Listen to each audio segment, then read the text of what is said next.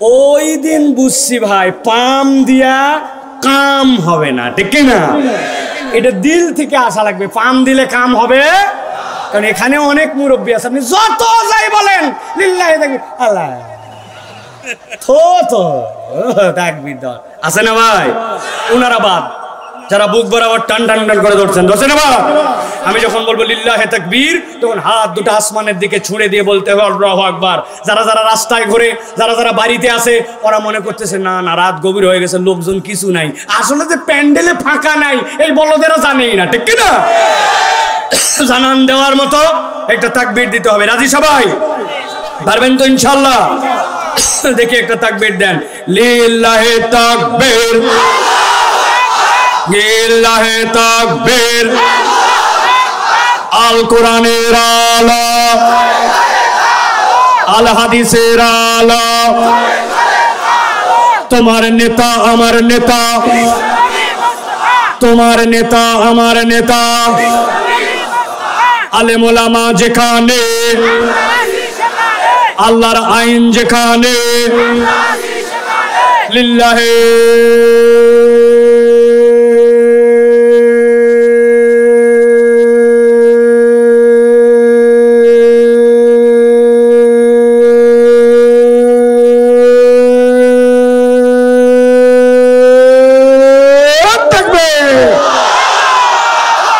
আলহামদুলিল্লাহ। হাত নামান, হাত নামান। শয়তান আছে আর যেগুলো একটু একটু ওয়াসওয়াসা দিছিল অনেক হয়েছে, চল এখন শয়তানি গেছে, ঠিক না?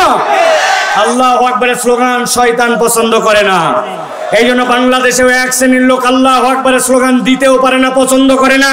আমরা বলতে চাই আল্লাহু আকবারের স্লোগান যারা দিতে পারে না, বলতে পারে না, তাদের দলীয় স্লোগানে আল্লাহু আকবার নাই, তারা শয়তানের আপন চাচাতো খালাতো ফুফাতো ভাই।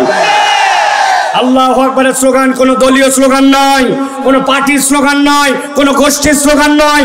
আল্লাহু আকবার ইমানদারের হৃদয়ের স্লোগান। এই বাংলার জমিনে একজন ইমানদার যদি বেঁচে থাকে কিয়ামত পর্যন্ত এই বাংলার জমিনে আল্লাহু আকবারের স্লোগান চলতেই থাকবে, চলতেই থাকবে, চলতেই থাকবে। আল্লাহ কবুল করবেন, আল্লাহুম্মা আমিন। আগামীর বাংলাদেশ ইনশাআল্লাহ ইসলামের পক্ষের বাংলাদেশ, তরুণ যুবকদের বাংলাদেশ, বৈষম্যহীন বাংলাদেশ, আলেম ওলামার বাংলাদেশ, নাস্তিক মুরতাদদের থাপ্পড় লাগানোর বাংলাদেশ। ওই বাংলাদেশে আল্লাহু আকবারের পক্ষে যারা, আমরা তাদের পক্ষে। মনে থাকবে তো? মুরব্বীরা ঠিক বলেন না? 50 বছর আপনাদেরকে দেখছি আমরা। কিসের ঠিক আন্দাজ? যেই জায়গা মতো যাওয়া লাগবে, এক বিড়ি আর এক কাপ চাতে ইমান বেঁচে ফেলায়। অমুক ভাইয়ের চরিত্র ফুলের মতো পবিত্র, নামাজ পড়েনি বিগত 50 দিন, জুমারটা এবং ফজরেরটা জামাতে এক ওয়াক্ত, আবার তার পক্ষে স্লোগান দিচ্ছে অমুক ভাইয়ের চরিত্র ফুলের মতো পবিত্র। মুরব্বীরা বলতে পারবেন আগে একটা মার্কা ছিল হোঁকা, ছিল না? ওরে টেরা ভোট দিবেন কত কই হোঁকাতে হোঁকাতে, ভোট দিবেন কাতে হোঁকাতে হোঁকাতে। আপনাদের মুরব্বীদের চলবে না কোনো কথাবার্তা। সব তরুণ যুবকদেরকে আমাদের আগায় আসতে হবে, ঠিক না? আমরা দোয়া করে আল্লাহ মুরব্বীদের হায়াত দারাজ করে দাও। আল্লাহ আমাদের মুরব্বীদেরকে মাথার ছায়া হিসেবে রেখে দাও। আল্লাহ তাদেরকে আমাদেরকে গাইড করার মতো তৌফিক দিয়ে দাও। মুরব্বীদের ইজ্জতকে আল্লাহ বাড়ায় দাও। আমাদেরকে মুরব্বীদেরকে নিয়ে ধাক্কায় ইসলামের পক্ষে আনার মতো তৌফিক দাও। যুবকরা রাজি তো ভাই? তাহলে আর কিছু কথা চলবে? চলবে? চলেন দ্বিতীয় পর্বটাও আমরা প্রথম পর্বের সাথে সামঞ্জস্যশীল রেখে আমি যতটুকু আপনাদের জন্য লেখাপড়া করে আসছি এর আলোকে অল্প কিছু কথা বলতে চাই। আমরা বিতাড়িত মরদুদ শয়তান থেকে আশ্রয় প্রার্থনা করে সমস্বরে একসাথে কোনো রকম জড়তা না রেখে সবাই আপনারা লাউডলি আল্লাহর কাছে আমরা আশ্রয় প্রার্থনা করে সকলে পড়েন আউযু বিল্লাহি মিনাশ শাইতানির রাজিম বিসমিল্লাহির রাহমানির রাহিম আলিফ লাম রা কিতাবুন আনজালনাহু ইলাইকা লিতুখরিজান নাসা মিনাজ যুলুমাতি ইলান নূর। আমরা এখন যে পর্বে কথা শুনবো সেটি হচ্ছে, দুনিয়াতে আমরা স্বীকার করে নিয়েছি যে কোরআন ছাড়া পরিবর্তনের কোনো সুযোগ নাই, আল্লাহর দেখানো এটাই আমাদের জন্য নির্দেশনা। কিন্তু একজন মানুষের জীবনে কোরআনের সাথে সম্পৃক্ততার, কোরআন সুন্নাহর আলোকে আসলে প্রয়োজন কয়টা, এটা আমরা অনেকেই জানি না, ঠিক না ভাই? গড় বলি, হ্যাঁ দরকার আছে, কোরআনের সাথে সম্পৃক্ত দরকার না, কোনো গড় কথা চলবে না। আপনাকে টু দা পয়েন্ট মাথার মধ্যে এটা গেঁথে নিতে হবে। কোরআনের সাথে মানুষের সম্পৃক্ততার ন্যূনতম সর্বনিম্ন প্রয়োজন হচ্ছে 5টা। কয়টা ভাই? মুখ বন্ধ রাখলে হবে না আমার ভাইয়েরা। কয়টা? হাতগুলো একটু রেডি করেন, ডান হাতটা, হ্যাঁ এই 5টা আঙ্গুল হাত সোজা করেন এরকম করে।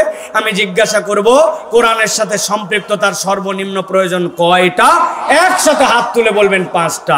কোরআনের সাথে সর্বনিম্ন মানুষের জীবনের সম্পৃক্ততার প্রয়োজন কয়টা? আরেকবার, কয়টা? যারা হাত তোলেন নাই শেষ সুযোগ দিলাম, কয়টা? মাশাআল্লাহ, আল্লাহ কবুল করবেন, আল্লাহুম্মা আমিন। আমরা এই 5টা কারণ 20-25 মিনিটের মধ্যে শুনে আমল করার নিয়ত করে বাড়িতে চলে যাব ইনশাআল্লাহ। 1 নম্বরে আল্লাহ রাব্বুল আলামিন বলছেন, মানুষ যদি সত্যিকার অর্থে তার পথের একটা দিশা খুঁজে পেতে চায়, আল্লাহ বলছেন কোরআন ছাড়া তোমার কোনো উপায় নাই। আল্লাহ রাব্বুল আমিন বলছেন আলিফ লাম রা, গভীর মনোযোগে খেয়াল করেন, মুখস্থ রাখেন। কোরআনের 29টা সূরার শুরুতে আল্লাহ রাব্বুল আলামিন এই সকল আল হুরুফ আল মুকাত্তাআত ব্যবহার করেছেন। ওইগুলাকে আল আয়াত আল মুতাশাবিহাত বলা হয়। ওইগুলার অর্থ কেউ জানে না। আব্দুল্লাহ ইবনে আব্বাস বলতেছেন ওয়াল্লাহু আ'লামু বিমুরাদিহি, রব্বুল আলামিন ছাড়া এর কেউ অর্থ জানে না। কিন্তু অবাক হয়ে যাবেন শুনলে আপনি, 29টা সূরার মধ্যে 26টা সূরা এরকম আছে যেখানে আল্লাহ এরকম মানুষ জানে না এরকম অক্ষর ব্যবহার করেছেন। কিন্তু এরপরে রব্বুল আলামিন যে আয়াত দিয়েছেন সেইখানে কোরআনের পরিচয় আল্লাহ তুলে ধরেছেন। আল্লাহ বলছেন আলিফ লাম মিম, এরপরে বলছেন যালিকাল কিতাবুল লা রাইবা ফি, কোরআনের পরিচয়। আল্লাহ বলছেন ইয়াসিন, আল্লাহ বলছেন জানো না অর্থ কি, কিন্তু আল্লাহ বলছেন ওয়াল কুরআনিল হাকিম, কোরআনের পরিচয় আল্লাহ এরপরে তুলে ধরেছেন। আল্লাহ বলছেন আলিফ লাম রা, এরপরে বলছেন কিতাবুন আনজালনাহু ইলাইক। রব্বুল আলামিন এইভাবে কোরআনের পরিচয় দিয়েছেন, মুফাসসিররা ব্যাখ্যা করছেন। আল্লাহ বান্দাকে অক্ষম করে দিলেন, এই তুমি কত গণিত পারো, কত জ্ঞান তোমার, কত আরবির পণ্ডিত্য, কিচ্ছু তুমি জানো না। আলিফ লাম রা, আলিফ লাম মিম হামিম, আল্লাহ এগুলা বলে বান্দাকে আটকায় দিলেন। দেওয়ার পরে বলছেন আসো এবার তোমাকে রাস্তা দেখাতে চাই, তোমাকে আমি সক্ষমতার পথে তোমাকে তুলে দিতে চাই। আল্লাহ বলছেন এমন কিতাব দিলাম, কিতাবুন আনজালনাহু ইলাইকা লিতুখরিজান নাসা মিনাজ যুলুমাতি ইলান নূর। আমি এই কোরআন দ্বারা মানুষকে অন্ধকার থেকে আলোর পথ দেখাবো। ওই আলোর পথ হচ্ছে জাহালতের পরের পথ, আর ওই অন্ধকার পথ হচ্ছে নবীজির সময় জাহালতের পথ। চিৎকার করে সবাই মিলে বলেন আইয়ামে জাহেলিয়াত বলার কারণ ছিল কয়টা? আল্লাহ রাব্বুল আলামিন বলছেন, এবার খেয়াল করেন সূরা মায়েদা 16 নম্বর আয়াত। আল্লাহ বলছেন আমি তো পথ দেখাবো, কিন্তু পথটা পাবে কারা, পথের দিশাটা হবে কেমন করে? আল্লাহ বলছেন ইয়াহদি বিহিল্লাহু মান ইত্তাবা রিদওয়ানাহু সুবুলাস সালাম ওয়া ইখরিজুহুম মিনাজ যুলুমাতি ইলান নূর।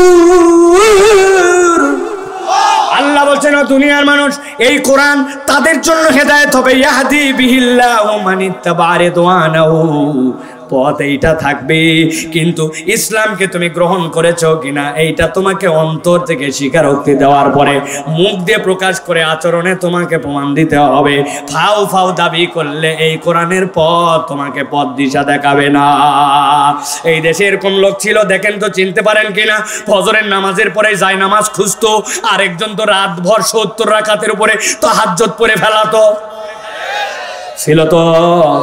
কিন্তু ওই লোকগুলা কি করছে, আলেমদেরকে বেছে বেছে মিথ্যা মামলায় ফাঁসায় দিয়েছে, ভুয়া সাক্ষী জোগাড় করেছে, মিথ্যা বিচার কোর্ট বানাইছে, দেশের শ্রেষ্ঠ আলেমদেরকে, শ্রেষ্ঠ মানুষগুলাকে হত্যা করে ফেলতে পর্যন্ত কার্পণ্যবোধ করে নাই। তার মানে বোঝা যায় তার ইমানের দাবি উপরে উপরে, ইমানটা তার হৃদয়ে কখনো আসে না। ঠিক না? আল্লাহ রাব্বুল আলামিন এই জন্য বলছেন, বান্দা তুমি যদি পথের দিশা পেতে চাও তাহলে তোমার হৃদয় থেকে কোরআনকে গ্রহণ করতে হবে, অন্তর থেকে ওই কোরআনের গ্রহণ করার পরে তোমার মুখ যেরকম রিফ্লেক্ট করবে ওইটার, তোমার দুনিয়াবি যেই কাজ থাকবে সেইটার চর্চার মধ্যে তোমাকে ঢুকতে হবে। কেবলমাত্র তুমি যদি ফাও ফাও দাবি করো আমি ইমানদার আমি ইমানদার, তাহলে এই ইমানের দাবির আল্লাহর কাছে কোনো দাম নাই। আর একটা জিনিস আপনাদেরকে বুঝাই দিয়ে যাই, সারা জীবন আর ভুলবেন না, আপনি যখন বলেন আশহাদু আল্লা ইলাহা ইল্লাল্লাহ, তার মানে আপনি সাক্ষ্য দিচ্ছেন আল্লাহ রাব্বুল আমিনের প্রতি। কিন্তু আবার যখন আপনি ভিন্নভাবে বলেন আমানতু বিল্লাহি ওয়া মালাইকাতি ওয়া কুতুবিহি, আশহাদু আল্লা ইলাহা ইল্লাল্লাহ আর আমানতু বিল্লাহর মধ্যে পার্থক্য আছে। আশহাদু আল্লাহ মানে সাক্ষ্য দেই, আর আমানতু মানে সাক্ষ্য দেই না। আমানতু মানে আমি রব্বুল আলামিন তোমার প্রতি বিশ্বাস এনে ফেললাম, তোমাকে মেনে নিলাম, ওয়া মালাইকাতি ফেরেশতাদেরকে মেনে নিলাম, ওয়া কুতুবি এই কিতাবের ভিতরে যা কিছু আছে সবগুলা মেনে নিলাম। একটার নাম সাক্ষ্য আর একটার নাম হচ্ছে মেনে নেওয়া, দুইটা কি কখনো এক হতে পারে? তাহলে কোনো ব্যক্তি যদি বলে হুজুর এই কোরআনুল কারীমের 15 পারা পর্যন্ত আমি গবেষণা করে দেখেছি, দেখার পরে বুঝেছি 15 পারার ব্যাপারে আমার কোনো মন্তব্য নাই, বাকিগুলো এখনো আমার গবেষণাধীন, এই জন্য এই পণ্ডিতকে আপনি কি বলবেন? 50% মুসলমান, কত পার্সেন্ট? 0। আরেকজন বলছে পুরাটা বুঝা লালছি, কেবলমাত্র ওই শেষের সূরার নাসটা আমার একটুখানি মন্তব্যের মধ্যে আছে, ওটা পড়ে টরে দেখতে হবে আমাকে। তাহলে বলবেন ওই ব্যক্তি 99% মুসলমান, কত পার্সেন্ট? জোরে বলেন। 0। ওই লোক আমানতু বিল্লাহি ওয়া মালাইকাতিহি ওয়া কুতুবিহি বলেছে, কিন্তু সে যদি কিতাবের একটা অংশ না মানে তাহলে তার 0% ঈমান। ওই লোকের আর বাঁচার কোনো উপায় নাই, ঠিক না? কিন্তু একটা উপায় আছে, সেইটা আমি অনেক চিন্তা ভাবনা করে বের করছি। আপনারা যদি রাজি থাকেন আজকের মাহফিলে সেইটা বলে দিতে চাই। বলবো? সবাইকে বলতে হবে, বলে দিব, কিন্তু ফিরি ফিরি বলা যাবে না ভাই। যাওয়ার সময় মুসাফা করে 50টা টাকা করে দেওয়া লাগবে। বলবে হুজুর খুচরা নাই, মাহফিলের প্যাকেটের মধ্যে দিয়ে ফেলাইছে, হুজুর কি টাকা না দিয়ে আনছি নাকি? আবার 50 টাকা করে নিবে, এইগুলা বলা যাবে না। 50 টাকা দিতে রাজি আছেন? বিরাট ব্যাপার। বাঁচার একটা উপায় বের করছি, দেখেন। আপনাদের যদি পছন্দ হয় তাহলে টাকা দিয়েন। এখন থেকে আমরা বলবো, যখন কালেমা পড়বো তখন বলবো আমানতু বিল্লাহি ওয়া মালাইকাতিহি ওয়া কিছু কিছু কুতুবিহি, অথবা বুদ্ধি করে বলবো আমানতু বিল্লাহি ওয়া মালাইকাতিহি ওয়া যদ্দুর বুঝি তদ্দুর কুতুবিহি। কবরে যাওয়ার ফেরেশতা ধরছে, তুই ইসলামের কত বিধান মানছিস আর মানিস নাই, বলতে বললেই হবে নাকি? আমি মনিরামপুর থেকে বলে আইছিলাম যদ্দুর বুঝি তদ্দুর কুতুবিহি। একটা পিটন মাটিত পড়বে, যেই হুজুর এই বুদ্ধি শিখাবে ওই হুজুর সহ মার খাবে, ঠিক কিনা? এই জন্য আমি আপনার কাছে বললাম, প্রিয় ভাইরা, কোরআন আপনাকে পথের দিশা দিবে, তবে আপনার ইচ্ছা মতো কোরআন মানা যাবে না, কোরআনের ইচ্ছার কাছে আপনাকে সমর্পিত হতে হবে, ঠিক না? আপনার ইচ্ছায় কোরআন চলবে না, কোরআনের ইচ্ছায় আপনাকে চলতে হবে। যদি এইটা কেউ শপথ নিতে পারে, আল্লাহ রাব্বুল আলামিন ওই ব্যক্তিকে পথের দিশা দেখাবেন। তাহলে পথের দিশা যদি পেতে চাই, কোরআন ছাড়া আমার কোনো বিকল্প নাই। এইটার প্রতি শতভাগ ঈমান আমাদের আনা হয়েছে। তো এবার চলেন 2 নম্বর কারণ, খুবই গুরুত্বপূর্ণ। আল্লাহ রাব্বুল আমিন বলছেন, নবী আপনি জানায় দেন, বান্দা যদি জীবনের উদ্দেশ্য খুঁজে পেতে চায়, কোরআনুল কারীম ছাড়া কোনো উপায় নাই। ও যুবক, তোমাকে মোটিভেশন দেয় অনেকে, জীবনের উদ্দেশ্য কি? তোমাকে বড় হতে হবে, শ্রেষ্ঠ হতে হবে, তোমাকে টপ হতে হবে, তোমাকে ফাইট করতে হবে, দুনিয়া জয় করে ফেলতে হবে, ফাটায় ফেলতে হবে, বলে না? এই যে ফাটায় ফেলতে হবে বলে, এটা পুরাপুরি একটা শয়তানি চক্রান্ত। কেননা ইসলাম আপনাকে কখনো একজনের সাথে আরেকজনের প্রতিদ্বন্দ্বী বানায় দেয় না। ইসলাম প্রতিদ্বন্দ্বিতা শিখায় নাই, ইসলাম শিখাইছে সহযোগিতা। আল্লাহ বলছেন তাআওয়ানু আলাল বিররি ওয়াল তাআওয়ানু আলাল বিররি ওয়াত তাকওয়া ওয়া লা তাআওয়ানু আলাল ইসমি ওয়াল উদওয়ান।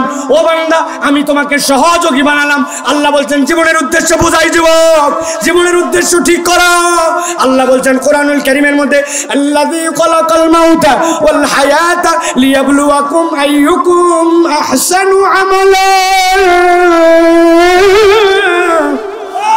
আল্লাহ বলছেন ও দুনিয়ার মানুষ, আমি রব্বুল আমিন তোমাকে মৃত্যু দিলাম, তোমাকে জীবন দিলাম, আর এইটার কারণ তোমাকে দিলাম আইয়ুকুম আহসানু আমালা। ও মুরব্বি, ও আমার বাবাজিরা, কেউ কি এখানে একজন আছেন আমরা তো একদম মিসকিন আমলের দিক দিয়ে? আপনারা তো অনেক আগের থেকে আমল করেন, পীর আউলিয়াদের সোহবত পেয়েছেন, এই অঞ্চলে ফুরফুরা হুজুরদের বিরাট প্রভাব, ঠিক না ভাই? অনেকে আছেন বলেন কেউ একজন বুকে হাত দিয়া বাবা জীবনে এমনভাবে 10 রাকাত নামাজ পড়ছি, এত মনোযোগ, এত কনসেন্ট্রেশন, এত দোয়া তাসবিহ, এমনভাবে আল্লাহর দিকে নামাজ আমার ছিল, এই 10 রাকাত নামাজ আল্লাহ কবুল না করে পারবে না? হ্যান্ডেডে হ্যান্ডেড বলতে পারবো ভাই?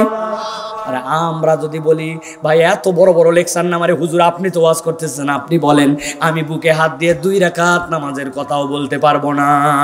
কেউ কি আছেন এখানে এমনভাবে রোজা রাখছি চোখের গুনাহ হয়নি, মনের গুনাহ হয়নি, কানের গুনাহ হয়নি, আমার রোজা আল্লাহ কবুল করতেই হবে, এরকম বলার হিম্মত কি কারো আছে?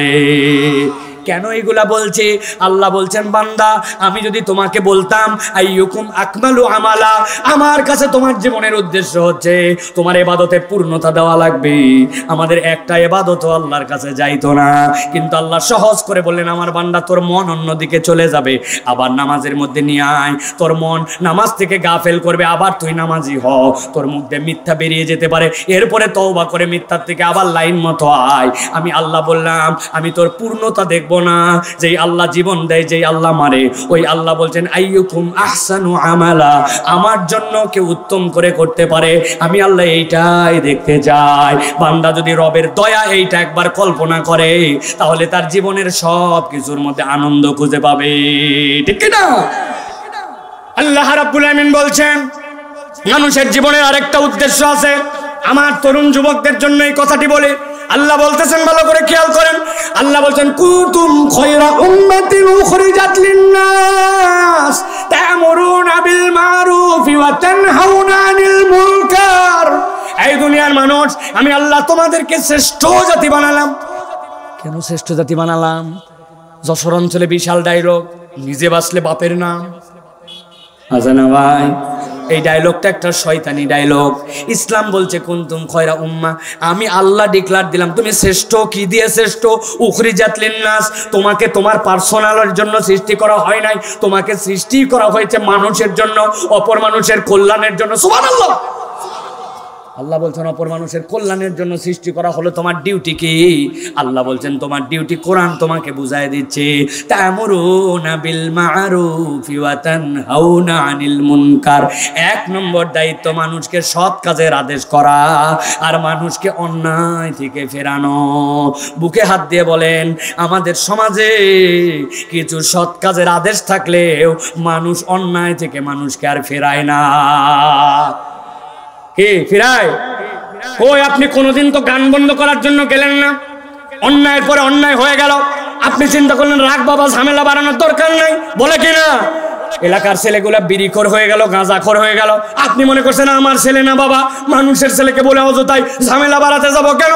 বলতে যায় না। যেইগুলা লিডার আপনি বলেন ওই লিডাররা অবশ্য যারা বিড়ি খায় তাদেরকে কিছু বলে না, তার কারণ উনি অনেক আগের থেকে বিড়ি খাওয়া বাদ দিয়েছে, ঠিক কিনা?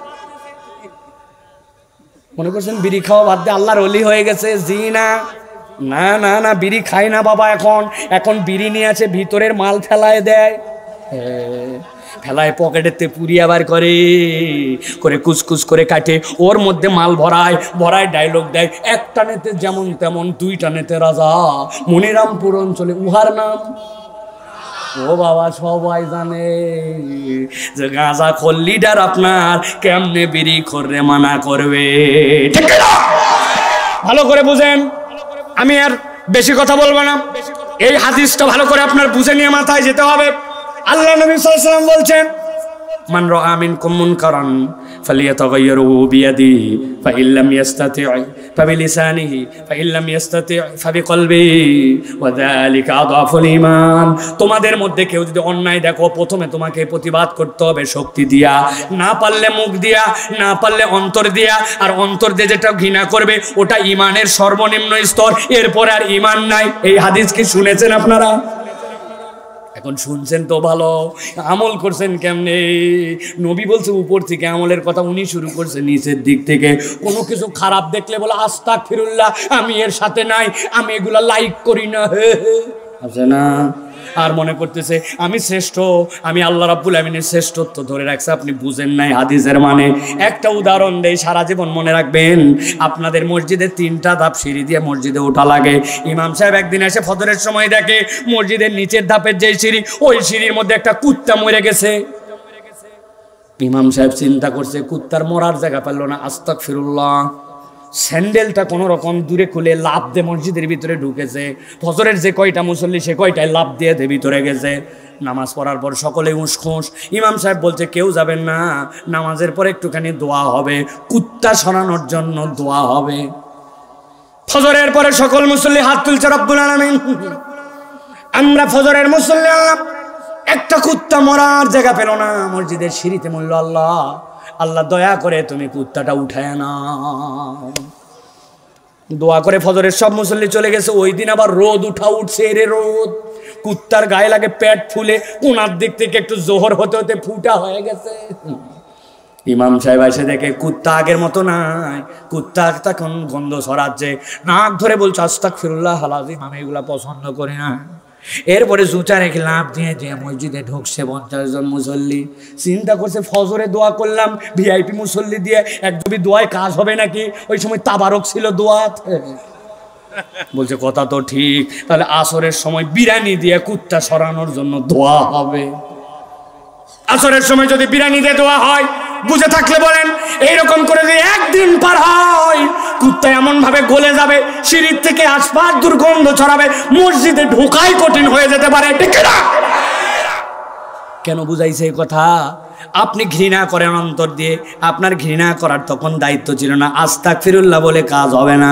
ইমাম সাহেব বলতো সভাপতি সাহেব আমার সাথে পরিচয় নাই, কিন্তু আপনি তাড়াতাড়ি কুত্তা সরানোর জন্য ব্যবস্থা করেন। সভাপতি মিউনিসিপ্যালিটি, পৌরসভা অথবা যেইখানকার দায়িত্বশীল তার কাছে ফোন দিয়ে বলতে হয় তাড়াতাড়ি সরাও, সকাল থেকে কুত্তা ডিস্টার্ব করছে। 2 বার ফোন দিছি, এর পরের বার আমাদের কাছে ভোট চাইতে এসে দেখো তুমি কুত্তা সরানো পারো না, তুমি আবার কিসের দায়িত্বশীল? আতঙ্কে ওই লোক পাওয়ার দেখাইছে, সাথে সাথে সরে গেছে। যেই লোক মুখে বলতে পারছে সে বলছে, আর যার মনের ঘৃণা সে মনে ঘৃণা করছে। এখন সব বাদ দিয়ে সবাই মিলে যদি খালি আস্তাগফিরুল্লাহ কুত্তা গন্ধ এইটা বলে, তাহলে ওই কুত্তাটা মসজিদে যাওয়া বন্ধ করে দিবে। আমি মসজিদ দিয়ে উদাহরণ দিয়ে বুঝালাম, সমাজে যদি আমরু বিল মারুফের সাথে নাহি আনিল মুনকার না থাকে, ওই সমাজ দিয়ে এমন গন্ধ বের হবে, আপনি যত বড় হুজুর হন আর ইসলামপন্থী হন, ওই গন্ধের বাইরে আপনিও থাকতে পারবেন না, ঠিক না? দেখেন না সমাজ কেমন হয়েছে? বাচ্চা কাচ্চা আগে পিতা মাতাকে দেখে ভয় করতো, এখন পিতা মাতা বাচ্চাকে দেখে ভয় করে। কথা বলেন। বাপরে সন্ধ্যার পরে বাড়িতে চলে আসিস, বলছে আর একবার যদি ফোন দিছো আজকে রাত্রে ফিরবই না। বলছে বাবা রাগ করিস না, যখন মন চাই তখন আসিস, আছে না? এরকম বেয়াদব ছেলে এলাকায় না। 200 টাকা দাও। কি জন্য 200 টাকা লাগবে? বলছে চুল কাটবো। বলছে চুল কাটতে মানুষের 30 টাকা লাগে। বলছে আমি যেমন তেমন চুল কাটি না, আমার চুল 3 তলা কাটিং। কুত্তার ডায়রিয়া হওয়ার পরে লেজ যখন রোদে শুকায়, এরপরে যে শার্ট, ওই শার্ট মায়ের বই। বুঝেন নাই? কুত্তার অনেক সময় স্যাঁতস্যাঁরি পায়খানা হয়, দেখবেন তখন খোকসার পাতা চিবাই চিবাই খায়, ঘাস চিবাই চিবাই খায়। এরপরে কুত্তার ডায়রিয়া যখন ভালো হয়ে যায়, তখন রোদ লাগে, ওই যে স্যাঁতস্যাঁরা গু যেটা লাগছিল লেজের মধ্যে, ওই লোমগুলা তখন খাড়া খাড়া হয়ে যায়। এরপরে লেজ যখন বেঁকা হয়ে যায়, এদিক দিয়ে কোনো কিচ্ছু নাই, কিন্তু সাইড দিয়ে চুল অনেকগুলা দেখবেন এইরকম করে করে চুল কেটে ঘুরে বেড়ায়। ওটার নাম দিছি আমি কুত্তার ডায়রিয়া হওয়ার পরে লেজ শুকানি কাট। বাড়িতে আসে মা বলছে এটা কোনো চুল কাটা হলো নাকি? বলছে তুমি কি বুঝো স্মার্টনেসের? বেশি কথা বললে বাড়ির থাকবো না। আজাগে না। এই বেয়াদবগুলা কেমনে পয়দা হলো? আমরু বিল মারুফ আর নাহি আনিল মুনকার নাই, নিজে বাঁচলে বাপের নাম মনে করে আপনি যখন নাক ধরে ধরে কেবল বলছেন এইটা খারাপ এইটা খারাপ, কিন্তু বাধা দেন নাই, তখন সমাজ থেকে দুর্গন্ধই কেবল বেরোবে না, আল্লাহর কাছে আমরা যে সম্মানিত সৃষ্টি উম্মতের সম্মান আমরা হারায় ফেলবো। এই জন্য কোরআন আপনাকে নির্দেশ দিচ্ছে, এটা কেউ নির্দেশ দিচ্ছে না। তুমি যদি জীবনের উদ্দেশ্য বুঝে নিতে চাও, তোমার জীবনের উদ্দেশ্য জজ হওয়া, ব্যারিস্টার হওয়া, টাকা কামাই করা, বড় বাড়ির মালিক হওয়া, অনেক জমিদার হওয়া, এটা নয়। সমাজকে একটা সুন্দর সমাজে রূপান্তর করে সৎ কাজের আদেশ, অন্যায় থেকে ফিরাইয়া একটা সুন্দর সমাজ কায়েম করা, এইটাই হচ্ছে মানুষের আসল উদ্দেশ্য এবং দায়িত্ব। ঠিক না? বলেন, কেউ একজন জিজ্ঞাসা করলে বলে কি হবি তুই? ডাক্তার হব, ইঞ্জিনিয়ার হব, বিদেশে চলে যাব, আমেরিকায় যাব, রাজনীতিবিদ হব। একজন বলল না আমি মানুষের মতো মানুষ হব, আমি সমাজ সুন্দর করার জন্য একজন সংগ্রামী শপথের সাথী হব। কেউ বলে না এটা, ঠিক কিনা? কারণ জানি না আমরা, বিরক্ত হয়েন না আমার কথায়। আল্লাহ রাব্বুল আমিন বলছেন এইটা তোমার জীবনের উদ্দেশ্য, এইটা কোরআন ছাড়া তোমাকে কেউ বুঝাবে না। সর্বশেষ 3 নম্বর কারণ বলে শেষ করে দিব, ভালো করে খেয়াল করেন। এই কোরআন একমাত্র আমাদেরকে জীবনের সত্যতা, সততার অনুভব একমাত্র কোরআন আমাদেরকে দেয়। ঠিক বলছেন না বুঝে আমি জানি, সত্যতা এবং সততার অনুভব, কথা ভারী কথা, কিন্তু ছোট্ট আয়াত দিয়ে আপনাকে ক্লিয়ার করে দেব সত্যতার অনুভবটা কি। সুবহানাল্লাহ। আল্লাহ রাব্বুল আমিন বলছেন, নবী জানান, দেখেন পরিচিত আয়াত, আল্লাযীনা ইউমিনুনা বিল গায়বি ওয়া ইউকিমুনাস সালাতা ওয়া মিম্মা রাযাকনাহুম ইউনফিকুন। এই কথা কয়টা বুঝে বাড়িতে চলে যান। আল্লাহ বলছেন আমার এক শ্রেণীর বান্দার হৃদয়ের মধ্যে সত্যতার অনুভব পাবে। কারা তারা? আল্লাহ বলছেন আল্লাযীনা ইউমিনুনা বিল গায়ব। 1 নম্বরে যারা গায়েবে বিশ্বাস করে। গায়েব মানে কি? গায়েব মানে অদৃশ্য, জানি না, এইটা নয়। গায়েব বোঝেন, সত্যতার অনুভব তাহলে বুঝবেন। গায়েব মানে আমি আল্লাহ রাব্বুল আমিন বললাম ইকরা বিসমি রাব্বিকাল্লাযী খলাক। আল্লাহ নবী ভাবলেন 5টা বিষয় নিয়ে, বান্দা জানে না কেমনে কি হবে, কিন্তু আল্লাহ বলছেন সে ঈমান রাখে। আল্লাহর দেওয়া অর্থনীতি, আল্লাহর দেওয়া সংবিধান, আল্লাহর দেওয়া আইন, নিশ্চয় ওটা কাজ করে। আমার মাথায় হয়তো বুঝে ধরতে না পারে। আমি দেখলাম সুদ নিলে লাভ হয়, কিন্তু আল্লাহ সুদকে হারাম করলেন, আমার তো বুঝে আসে না যে সুদ ছাড়া আবার কেমনে চলে। আল্লাহ বলেন আল্লাযীনা ইউমিনুনা বিল গায়ব, তুমি বিশ্বাস করো, আমার বোধে ধরুক বা না ধরুক আল্লাহর আইনটাই ঠিক। একবার যদি অন্তরে কেউ এটা ঢুকায় নিতে পারে, আল্লাহ বলছেন তার হৃদয়ের মধ্যে আমি একটা সত্যতা এবং সততার অনুভব জাগ্রত করে দিব। সুবহানাল্লাহ। আমি নিজে দেখে আসছি, রব্বুল আমিন আমাকে অনেক দেশে নিয়েছেন, এর মধ্যে সবচেয়ে সুন্দর দেশ, তার মধ্যে একটা জাপানে গেছি। জাপানের মানুষ এত সভ্য, এত সভ্য। আমাদের যারা বাঙালি মুসলমান ওখানে আছে তাদের সাথে থেকে তারাও সভ্য হয়ে গেছে। জাপানে এক মাদ্রাসায় গেছি, দর্শে কোরআনের হালাকার প্রথম পাঠ দেওয়ার জন্য জাপানে মাদ্রাসা, টোকিওতে। যাওয়ার পরে আমাকে ছেলেরা বলল এত মহব্বত তাদের, দেখি প্রত্যেকটা ছেলে পেলে ভদ্র, দেখি প্রত্যেক ছেলে সাইকেল নিয়ে মাদ্রাসায় আসে। এক ছেলেকে বললাম বাবা তোমার সাইকেলটা একটু চালাতে দিবা নাকি? তখন তো প্রতিযোগিতা লেগে গেল, শায়েক আমারটা চালান, আমারটা চালান, আমারটা চালান। ছেলেরা খুঁজি, একটা সাইকেল খুললাম, খুলে চালাচ্ছি। চালানোর সময় দেখি সুন্দর একটা বেল রাখা আছে সামনে হাতের উপরে। আমি ইচ্ছা করে 2বার একটু বেলটার শব্দ কেমন এরকম করে টুনটুন করে বাজাইছি। পুরা মাদ্রাসার সব ওস্তাদ, সব ছাত্র মাথায় হাত দিয়ে বসে পড়ছে, শায়েক শায়েক শায়েক বাজায়েন না। বললাম সমস্যা কি? বলছে শায়েক এই মাদ্রাসা এখানে 15 বছর, জীবনের প্রথম কেউ বেল বাজালো সেটা আপনি। 15 বছর এক রাস্তায় বেল বাজানো লাগে না? বেল বাজানোর কারণে ওরা বিব্রত হয়ে গেছে, লজ্জায় পড়ে গেছে। কেমন সভ্য জাতি! প্রযুক্তিতে আগায়া টোকিও থেকে ওসাকা পর্যন্ত গেছি, কয়েকশো মাইল রাস্তা। রাস্তার 2 পাশ দিয়ে মানুষের জন্য অসুবিধা না হয় এই জন্য সাউন্ড প্রুফ করে সুন্দর করে তারা গ্লাস লাগাই দিয়েছে। ওই গ্লাস লাগাইছে যাতে প্রাণীর কষ্ট না হয়। দুনিয়ার যত প্রযুক্তি সব আগাইছে জাপান। শুনতে কত ভালো লাগতেছে না? কিন্তু খবর আছে জাপান এত আগানোর পরেও সেই দেশই ওই দেশ যেখানে সবচেয়ে বেশি আত্মহত্যা করে মানুষ। ডাক্তারের কাছে বলে আমি আপনাকে নিজে নিজে স্টেটমেন্ট দিলাম, আমার কেউ কোনো দায় নেবে না, আমাকে ইঞ্জেকশন দিয়ে আপনি হত্যা করে ফেলেন। 70 বছর 80 বছর যাওয়ার পরে ওই মানুষগুলো এমন লনলি ফিল করে, জীবনের আর কোনো মানে খুঁজে পায় না। তখন চিন্তা করে আমার জীবনে পরিবার নাই, বাচ্চা নাই, কিচ্ছু নাই, খালি কামাই করে গেলাম আর প্রযুক্তি দেখে গেলাম, আর ভাল লাগে না, মরে যাওয়া এর থেকে ভালো। কিন্তু আপনি এই ঝিকরগাছা এই মনিরামপুরের 90 বছরের একটা বুড়া প্রায় মরা মরা অবস্থা, ওকে যায় যদি বলেন চাচা আর কত, মনে হচ্ছে আপনার আর ভাল লাগতেছে না, আপনাকে আমি একটু বালিশ ঠেসে মারে ফেলি, আল্লাহর কাছে চলে যান, রাজি হবে? বলছে এই কে কোন জায়গায় আসিস রে, দেখ তো। কি কথা বলেন? আল্লাহ বলতেছেন আল্লাযীনা ইউমিনুনা বিল গায়ব, ওই মানুষ ভালো মন্দ তার সবকিছু আল্লাহর উপরে বিশ্বাস করে। এই অনুভব গায়েবে বিশ্বাসকারী, কোরআনে বিশ্বাসকারী ছাড়া অনুভবটা বুঝতে পারে না, ঠিক না? একটা পার্ট। এবার চলেন দ্বিতীয় পার্টের কথা বলি। এইটা আরো ইন্টারেস্টিং, আপনি জীবনের আগে কখনো শুনেন নাই অথবা শুনতে পারেন কিন্তু এইভাবে অনুভব করেন নাই। আল্লাহ বলছেন ওয়ালাকুম ফিল কিসাসি হায়াতুন ইয়া উলিল আলবাব। এক লোক যদি কাউকে হত্যা করে ফেলে তাহলে ইসলামে তার জন্য বিধান 3টা। কয়টা? 1 নম্বর, যারা ভিকটিম তারা চাইলে তাকে হত্যার বদলে ক্ষমা করে দিতে পারে, যা মাফ করে দিলাম। 2 নম্বর, মাফ করব তবে আমাদেরকে এই টাকা আগে দেওয়া লাগবে, রক্তপণ দেওয়ার পরে তোমাকে ক্ষমা করা হবে। 3 নম্বর, নগলা কিচ্ছু বুঝি না, মারছে মাইরে ফেলাও, হত্যার বদলে হত্যা। ইসলাম বলতেছে শেষ। কিন্তু আমাদের প্রচলিত আইন, পৃথিবীর আইন কি বলতেছে? আল্লাহ বলতেছেন এই যে হত্যার বদলে আরেকজনকে হত্যা করা হলো, আমি আল্লাহ বললাম এর ভিতরে তোমাদের জন্য জীবন আছে।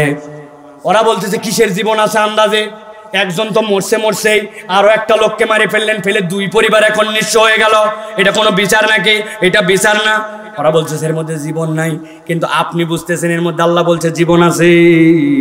এই জীবনের একটা দিক হচ্ছে একটা লোককে যদি এরকম যথোপযুক্তভাবে শাস্তি দিয়ে জনসম্মুখে হত্যার বদলে হত্যা করে ফেলা হয়, এলাকায় ত্রাস কায়েম হয়ে যাবে যে ইসলামী বিচারে মারলে বাবা খবর আছে মরে যাওয়া লাগবে। তখন অর্ধেক মানুষ ভীত হয়ে এই অপরাধ থেকে দূরে চলে যাবে, ঠিক কিনা? একটা দিক এইটা, কিন্তু আরেকটা অন্তর্নিহিত দিক আছে। আল্লাহ বলছেন ওয়ালাকুম ফিল কিসাসি হায়াতুন ইয়া উলিল আলবাব, এর মধ্যে তোমাদের জীবন আছে। দেখেন তো মিলে কিনা? এইভাবে কখনো চিন্তা করছেন কিনা? এক লোক একজনকে মারছে, মারার পরে ওই লোকের জন্য সশ্রম যাবজ্জীবন কারাদণ্ড হয়েছে। সশ্রম যাবজ্জীবন কারাদণ্ড রনি ভাই কত বছর? 32 বছর লেখে, কিন্তু 27 বছরে শেষ হয়। জেলের বয়সের হিসাব মাইনাস হয়, 27 বছর ধরে সশ্রম কারাদণ্ড। ভালো করে চিন্তা করেন, ওই লোক মারছে 1 লোককে, 2 লোককে, 3 লোককে, এখন তার জন্য যথোপযুক্ত বিচার করে সশ্রম কারাদণ্ড দিয়েছেন। ওই জেলের মধ্যে যেই লোকটা 32 বছর আছে, বলেন তো জিজ্ঞাসা করে ওর জন্য জামা কাপড় লাগবে কিনা, ওর জন্য খাদ্য লাগবে কিনা, ওই লোক যদি অসুস্থ হয় ট্রিটমেন্ট লাগবে কিনা, গরমের দিনে ওর জন্য ফ্যান লাগবে কিনা, শীতের দিনে ওর জন্য কম্বল লাগবে কিনা। তাহলে যেই লোক একটা মানুষকে মেরে ফেললো, তার হত্যার বদলে আপনি বাঁচায় রাখলেন 32 বছর। আপনি কৃষক, কষ্ট করে কামাই করেন, আপনি জমি রেজিস্ট্রির সময় টাকা দেন, আপনি বাজার থেকে একটা ম্যাচ কেনার সময় ট্যাক্সে টাকা দেন, আপনি একটা সোয়াবিন তেল কেনার সময় টাকা দেন, ওই টাকা দিয়ে সরকার চলে। তাহলে আমার কি দায় আর কি ঠেকা পড়ছে যে আমার টাকায় একজন 32 বছরের সশ্রম কারাদণ্ডের ওই লোকের আলো দিব, ওই লোকের ভাত দিব, ওই লোকের কাপড় দিব? আমার কি ঠেকা? কথা ঠিক কিনা? আল্লাহ এই জন্য বলছেন ওয়ালাকুম ফিল কিসাসি হায়াতুন ইয়া উলিল আলবাব। আমি আল্লাহ বললাম এই সত্যতার অনুভব দুনিয়ায় কোরআন বিমুখ হয়ে গেলে, আল্লাহ রসুলকে ফলো না করলে তুমি এই নূর খুঁজে পাবা না। আর আমি আল্লাহর নবীকে বললাম ওয়ালাকিন জাআলনাহু নূরা, যদিও দেখতেছেন ঈমান, যদিও দেখতেছেন কিতাব, কিন্তু আসলে আমি আপনাকে আলো দিয়েছি। এক্সরের আলোর কথা মনে আছে তো ভাই? আল্লাহ বলছেন ওই মানুষগুলার 3টা গুণ থাকবে। 1 নম্বরে ইউমিনুনা বিল গায়ব ওয়া ইউকিমুনাস সালাতা ওয়া মিম্মা রাযাকনাহুম ইউনফিকুন। আল্লাহ বলছেন ও দুনিয়ার মানুষ, 2 নম্বরে এই মানুষগুলোর মধ্যে একটা গুণ থাকবে, সেইটা কি? ইউকিমুনাস সালাহ, তারা নামাজ কায়েম করবে। ও বাবা, ফজর থেকে এসা পর্যন্ত নামাজ আমি কায়েম করি। আপনি নামাজ কায়েম বোঝেন নাই ভাই, সত্যতার অনুভব এই জন্য হৃদয় আসে নাই। আপনি নামাজে দাঁড়াইছেন, আপনি বিরাট বড় সুন্দর জামা কাপড় পরে হাজী সাহেব, বিরাট বড় টাকা পয়সা, ডান পাশে দাঁড়াইছে একজন কাঠুরিয়া, সারাদিন কাঠ কাটে, বগলের কাছে লাল হয়ে গেছে গেঞ্জি, কোমরের গামছাটা ছিঁড়া ছিঁড়া, অজু করে গা মুছে আপনার ডান পাশে দাঁড়াইছে। বাম পাশে দাঁড়াইছে একজন ভ্যানওয়ালা, টক টক গা দিয়ে গন্ধ বের হয় বেচারির। এখন যে হাজী সাহেব এখানে দাঁড়াইছে বলছে এই পিছা পিছা পিছা, 2 জন পিছা পিছা। বলেন তো কোনো বাপের বেটার ক্ষমতা আছে যে ডান পাশের ভ্যানওয়ালা আর বাম পাশের কাঠুরিয়াকে পিছা পিছা বলতে পারেন? আল্লাহ বলতেছেন ইউকিমুনাস সালার বুঝটা অন্তরে কায়েম করে নাও। সমাজে ধনী থাকবে, গরিব থাকবে, অসহায় থাকবে, দুস্থ থাকবে, নানান প্রকৃতির মানুষ থাকবে, কিন্তু ইসলাম যদি থাকে তাহলে ইসলামে একটা সমতার বিধান থাকবে। মৌলিক অধিকারের ক্ষেত্রে কেউ সেখানে বঞ্চিত হবে না। রিকশালাও যে আইন পাবে, একজন কোটিপতিও আইন পাবে। রিকশালাও মৌলিক খাদ্য পাবে, মৌলিক বাড়ি পাবে, চিকিৎসা পাবে, কোটিপতিও তাই পাবে। একজনের 1000 কোটি থাকতে পারে, কিন্তু আরেকজনের 500 টাকা থাকলেও রাষ্ট্র এই সমতা দিবে, যেটা নামাজের পাশাপাশি দাঁড়ানো ছিল। আল্লাহ বলছেন এইটাই হচ্ছে ইউকিমুনাস সালাহ ওয়া মিম্মা রাযাকনাহুম ইউনফিকুন। আর আল্লাহ বলছেন ওই মানুষগুলা খরচ করবে কিসের থেকে? খরচ করবে আমি আল্লাহ যে রিজিক দিয়েছি ওই রিজিক থেকে বান্দা খরচ করবে। বান্দা বলে আমি দান করেছি, আমি দিলাম, আমি দিব, আমি রড দিলাম, আমি সিমেন্ট দিব, আমি দিলাম। আল্লাহ বলছে একটা থাপ্পড় লাগাবো ব্যাককল কোথাকার। আমি বলতেছি আমি তোকে রিজিক দিছি, তুই খালি ওইটা ডেলিভারি করে দিছিস। ডেলিভারি ম্যান মালিক হয়? ডেলিভারি ম্যান বুঝছেন? আপনার কাছে পার্সেল আসছে, অর্ডার দিছে আপনাকে, সুন্দরবন থেকে একজন মধু দিছে, ডেলিভারি ম্যান বলতেছে ধরেন এই মধুটি আপনাকে আমি দিলাম। বলছে আরে গর্ধবের বাচ্চা গর্ধব, ওই মধু উমুকে আমাকে পাঠাইছে, তোক দিছে ডেলিভারি দেওয়ার জন্য। পিওন আবার বলতেছে আমি দিলাম। ব্যাককল কোথাকার, ফুটানি মারিস না, যা গাধা। বলবেন কি না?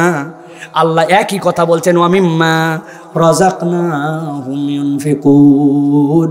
জীবনের সত্যতার অনুভব কেউ দিবে না, কোরআন আপনাকে সম্পৃক্ত করলে দিবে। আল্লাহ বলছেন ওই মানুষগুলা আল্লাহর দেওয়া রিজিক থেকে দান করবে। শেষ একটা উদাহরণ দিয়ে দেই, তাহলে আপনার মাথাটা পরিষ্কার হয়ে যাবে। আপনারা যে ধান লাগান, এই যে সামনে ধানের ক্ষেত, ধানের ক্ষেতের মধ্যে বসে আছেন, ঠিক না ভাই?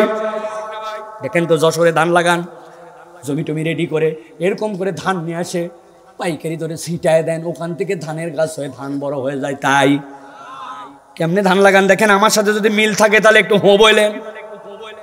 ঘুমাই গেছেন কারা কারা? হাত তোলেন। ভালো করে খেয়াল করেন। আপনি ছোট্ট করে একটা বেড রেডি করেন, আগে নরম করে মাটি রেডি করেন।